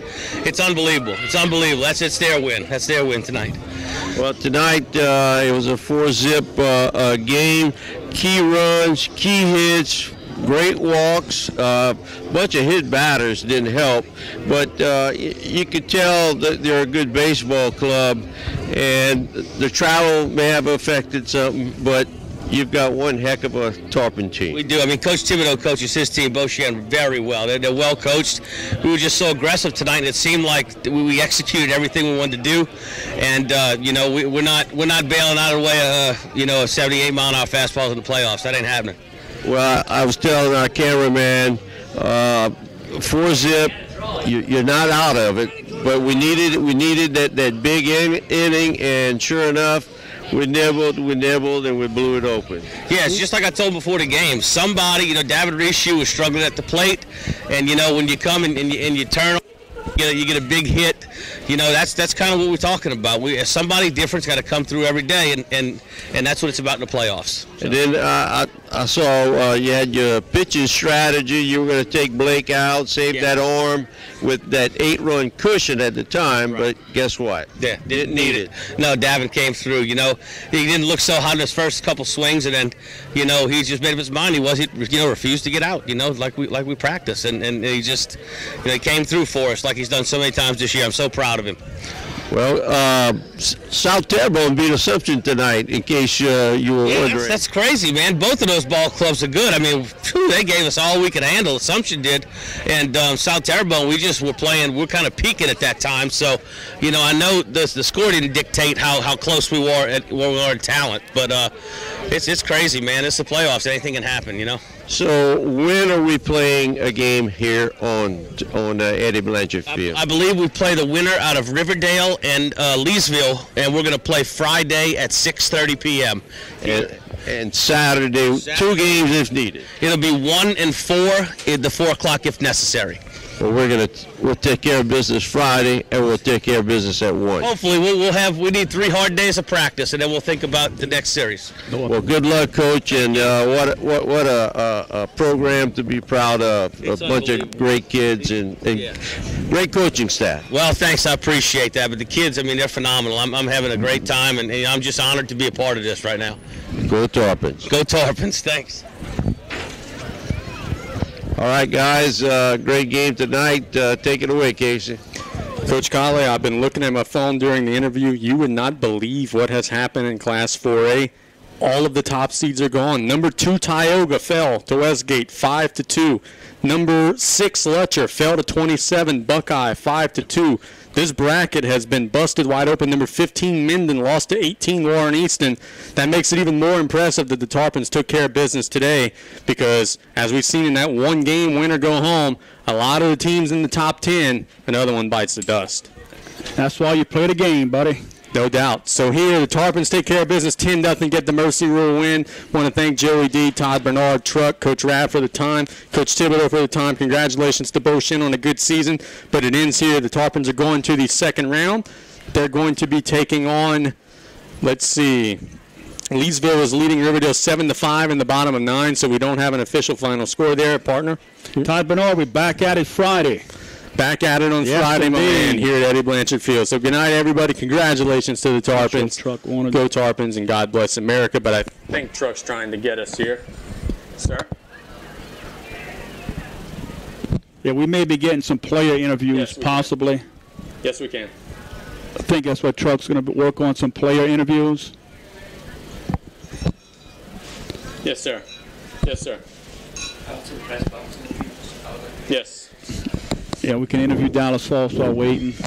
So Truck is give us the heads up that he's going to go talk to a couple of the guys, and we're more than happy to oblige that.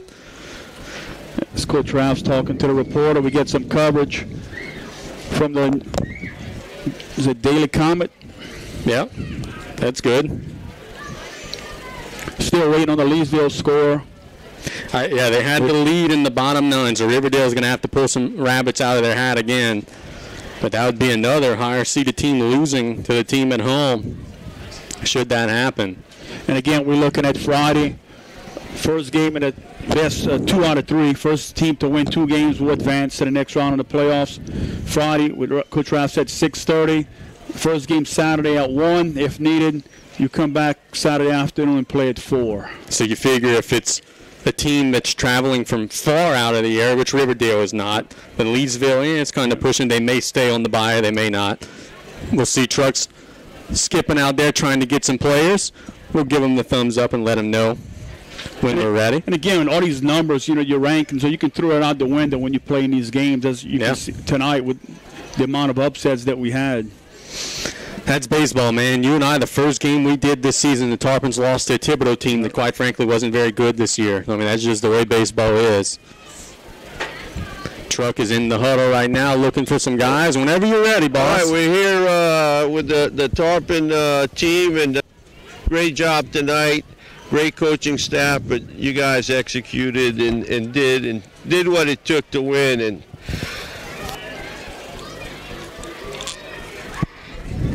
Blake, last year was a miserable year watching baseball, but you got to play this year. How about tonight's performance?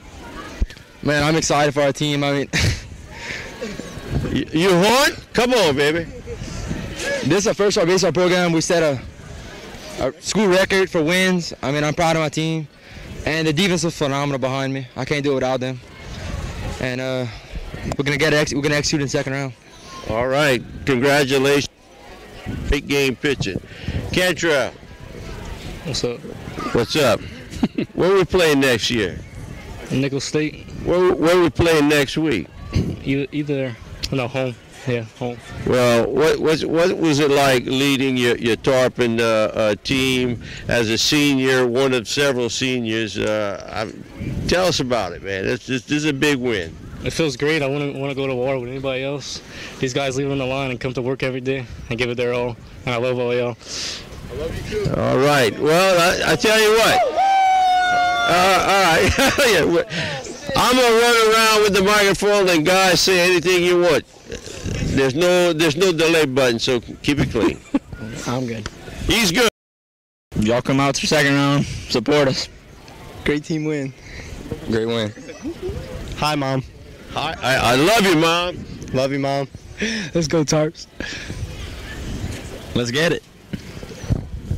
Dubs. What? Dubs. Oh, Red Sox. Navy State. Go Tarps. Win's coming. Smoke some. Bag the bus burritos. Great win. Go Tarps. Where's Labby? I already went. All right, go Tarps again. Second round bound. Toe up. Walk off. Go Tarps. I love her. Do it to it. Let's go Tarps. Who I missed? We all getting. One waving. Go Tarps. We're coming for you, Sulfur. Oh, here we go. Hashtag fades. One more. Last one. Go Tarpons. All right. There you have it from every Tarpon. Great victory. Guys, take it away. Thank you, Truck. Boy, there's a bunch of knuckleheads out there, and they're having fun. They're loose. They were kind of nervous earlier in the game, but you loosen up whenever you get an early lead, and the Tarpons take advantage and get the 10-0 win. Coach, some final thoughts as South Lafourche defends their seed and their home field. Well, you look back at the first inning, did not start off the way the Tarpons wanted, but they settled down. And look, when you give Ogal a cushion, the poise he showed out on the mound for this game here was incredible. And again, when this team does not strike out, they put the ball in play, put pressure on the defense to make these plays. They're a tough team to be reckoned with, and hopefully we can keep this train rolling into the second round and beyond. So we earned ourselves a chance to play 2 more games today as the Tarpons win 10-0. The second round, I've been kind of stalling, waiting to see if I could get an update between Leesville and Riverdale. Leesville is leading 7-5 in the bottom half of the ninth inning. That's all we know. Well, we can mention what a class act Beau their team is, and their coach does an outstanding job with their young men, and they're going to be a team to reckon with in the future. What he said, only a couple of seniors, a lot of juniors coming back next year, so I'm sure that we're not going to see the last of Beau in 4A. So just find us on social media. You can follow me on Twitter at Casey_JustClair or Facebook, whatever it may be. I'll let you know who wins that game. But we'll sign off here for Coach Colley. This is Casey JustClair. The Tarpons took care of business. We're back at it on Friday, 6:30. Pack the place. The Tarpons are going to the second round. Good night, everybody.